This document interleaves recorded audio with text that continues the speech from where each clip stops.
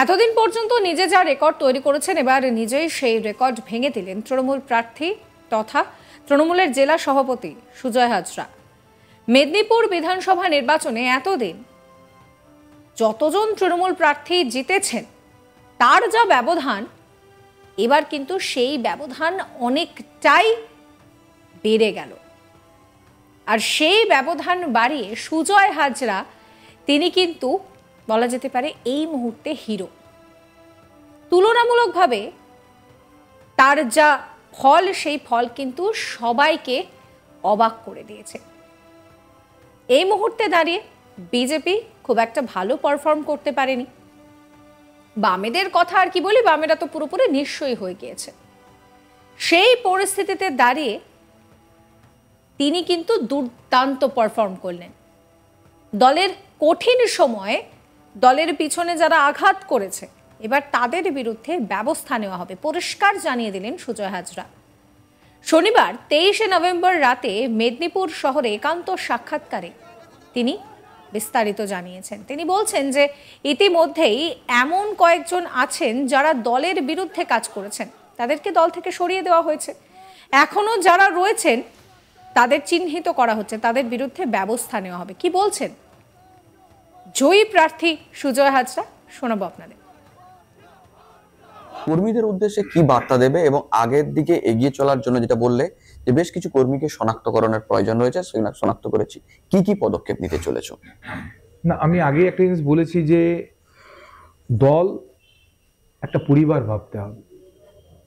আমি যেমন আমার নিজের পরিবারে, যেখানে আমার মা, যেখানে আমার ওয়াইফ, যেখানে আমার ছোট সন্তান আছে, সেই পরিবারের যাতে সবাই সুখে শান্তিতে ভালো থাকতে পারে তার কথা ভাববো।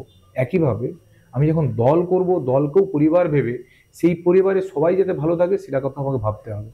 কিন্তু যখন দলের পরিবারের কথা না ভেবে আমি নিজের ভালোটা ভাববো, আর নিজের ভালোটা ভাবতে গিয়ে দলের ক্ষতি করব, দলকে পিছন থেকে আঘাত করব, দলকে মানুষের গায়ে ছোট করব, সেই পিরিয়ডটা কিন্তু আমাদের জেলাতে আর নেই। যারা যারা দলে থেকে দলের খেয়ে পড়ে দলের ক্ষতি করার চেষ্টা করবে তাদের কিন্তু আজকের দিনে দলে আস্তে আস্তে ঠাঁই কিন্তু কমে যাচ্ছে। দেখতেই পেয়েছেন আপনারা, গত কয়েক বছরে অনেককে এক সময়তে অনেক প্রভাবশালী নাম করে ঘুরতো আমাদের দলেতে, তারা কিন্তু আস্তে আস্তে দল থেকে চলে যেতে বাধ্য হচ্ছে, কারণ দল একটা শৃঙ্খলার জায়গাতে সবাইকে বাঁধতে চাইছে। এবং সবচেয়ে বড় বিষয়ের উপরে জোর দিতে চাইছে যে দলে থেকে বিভিন্ন সময়তে বিজেপির অর্থের কাছে মাথা নত করে, বিজেপির অর্থের ঝঞ্ঝনানিকে ভয় পেয়ে, বিজেপির হুঙ্কারকে ভয় পেয়ে যারা 5 ইঞ্চির দেয়ালে টালমাটল করবে তাদের কিন্তু স্থান আজকের দিনে দলে প্রায় নিঃশেষ হয়ে এসছে। এবং এই লোকসভা এবং বিধানসভা নির্বাচনে যারা যারা এই কর্মকাণ্ডের সঙ্গে যুক্ত ছিল তাদেরকে আমরা চিহ্নিতকরণের কাজ করছি। দলের কাছে তাদের নাম প্লেস করা হবে। দল রাজ্য স্তরে সিদ্ধান্ত নিয়ে যেটা বলবে সেটাই করবে, কারণ দলকে আগামী দিনে আরও শক্তিশালী করতে হবে, আরও বেশি বেশি করে মানুষের কাছে পৌঁছাতে হবে। এবং দলের কর্মীদের মধ্যে যদি শৃঙ্খলা না থাকে, একটা পরিবারের শৃঙ্খলা না থাকলে সেই পরিবারের ছেলেমেয়েরা কিন্তু মানুষ হওয়া খুব অসুবিধা হয়। ঠিক একইভাবে যদি তৃণমূল কংগ্রেস দল একটা পরিবার হয়, সেই পরিবারকে যদি আগামী দিন আরও শক্তিশালী করতে হয় তাহলে দলের মধ্যে শৃঙ্খলা আনার ভীষণ প্রয়োজন আছে।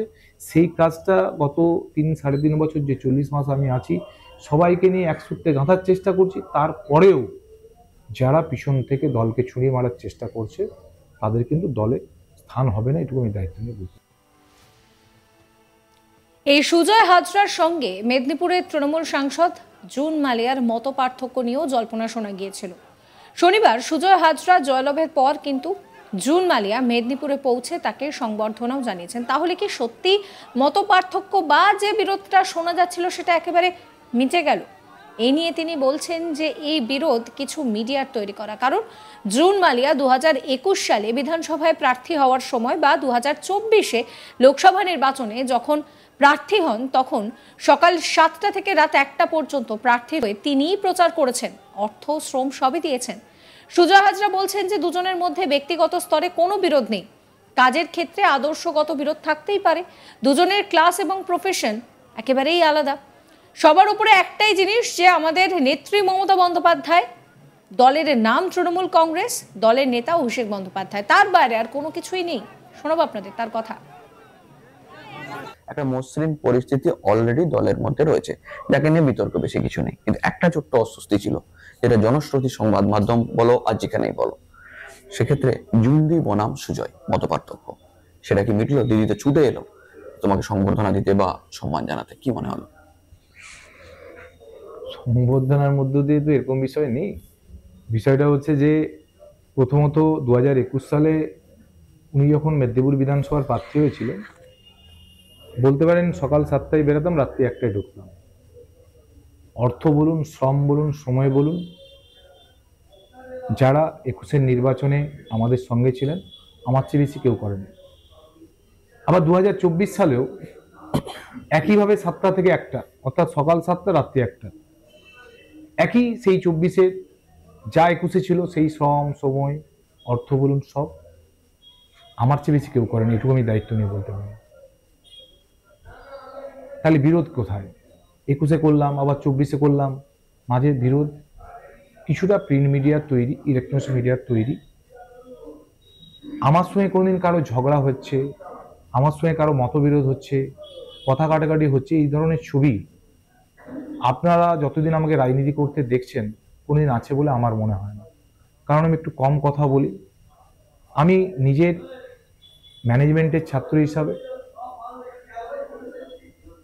যে বলেছিলেন না যে ম্যানেজার, তো ম্যানেজমেন্টের ছাত্র হিসাবে কোন কাজটা কখন করতে হয় সেটুকু আমি ভালো জানি।